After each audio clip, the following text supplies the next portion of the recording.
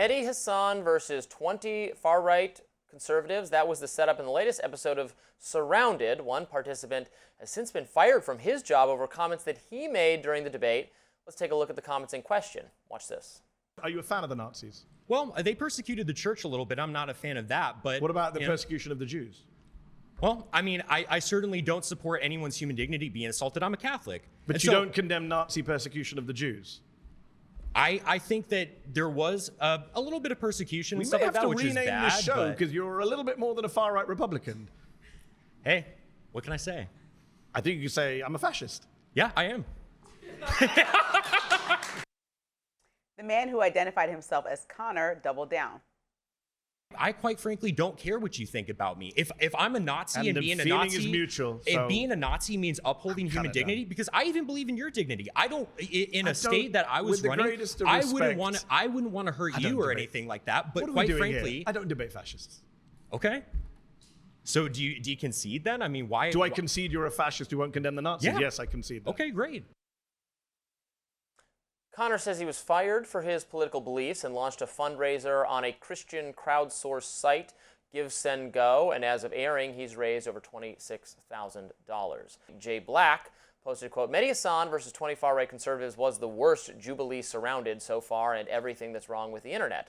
Political Richard Angwin posted, quote, Connor's shameless exploitation of victimhood after spewing fascist bile on Jubilee is a disgusting testament to the moral bankruptcy of the MAGA ideology, and he deserves every ounce of the public backlash coming his way. So this is the show. We've often seen clips from it of some notable internet personality commentator, and then there's a bunch of people who disagree with them, and they like tag them in and out, and it's like a debate me bro format. I've seen a lot of different people do it. I should say that Mehdi Hasan is someone I have criticized almost more than anyone else. I really disagree with him a lot. I have nothing against him personally. I've met him once or twice. He's a nice guy. I don't like his debate style. I think he's a very good debater, but it's unfair. He often debates when he's the host, and it's just, he has every advantage going into it. I'm not sure. And also, he picked a very easy battle here, fighting not just very conservative or well thought out conservative people, but very like edgelordy, really out there people on the right so he's making himself look kind of smart. Now, I'm not saying he set it up that way, so I'm not really like indicting him for it. It's just, I could, surround myself with like 20 socialist undergrads and probably look smarter than I am. So make of that what you will. In terms of the firing of this guy who came in here and said, yeah, I'm a Nazi, underplayed the bad, or didn't say I'm a Nazi, but underplayed the badness of Nazis, some pretty not good remarks at all. I don't know why, if you're I was raised Catholic. I'm not a particularly religious person, but I have some affection for my Catholic upbringing. I'm a cultural Catholic. The Catholic Church shielded or tried to shield Jewish people from Nazi persecution. So I don't know why we would underplay, like the Nazi regime was not a pro-Catholic regime. It was not a pro-Christian regime. It was, Hitler had like weirdly pagan ideas. So I'm not sure why, even if you're an arch far-right Catholic, you feel the need to underplay the badness of the Nazis. Like that's not your team. It's weird. So very wrong.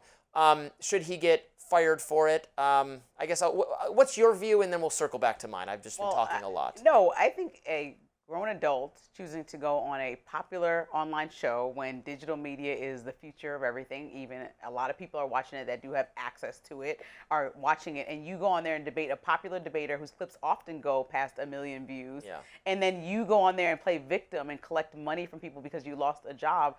The tactic was just foolish. Understanding the topics, like even if you work, let's say in HR or you work in marketing, your job might not be directly tied to the topics at hand, but there's always like a moral clause that you sign for most W-2 jobs, even 1099 jobs. There's a moral clause where a company can say, morally, we don't think you fall in line with our beliefs. And that's so vague and open that anybody understanding an employment agreement is going to know that, well, this falls out of their morality agreement. They don't want somebody publicly talking about it. Because once you go on these platforms now, since they have such a following, it's not like if you wrote a blog post that goes into oblivion 2 decades ago. This is actually just stamped next to your name. And I know that you believe that there should be less, I guess, of a hand in deciding what happens on these big levels, like something that you say persecuting your whole career and cancel culture. But to me, this is not canceling. This is a private company saying, you don't mesh with our standards. We're good. And so he should know that repercussion was coming. Right. So I am on the record as being very against cancel culture. I've written in opposition to the phenomenon. I've spoken in opposition to the phenomenon of someone's offensive tweet or text or thing from their adolescence resurfaces and they get fired or they get kicked out of school or whatever bad happens to them. I am completely against that. But there are a couple factors here that matter. So first, it matters how important a person you are.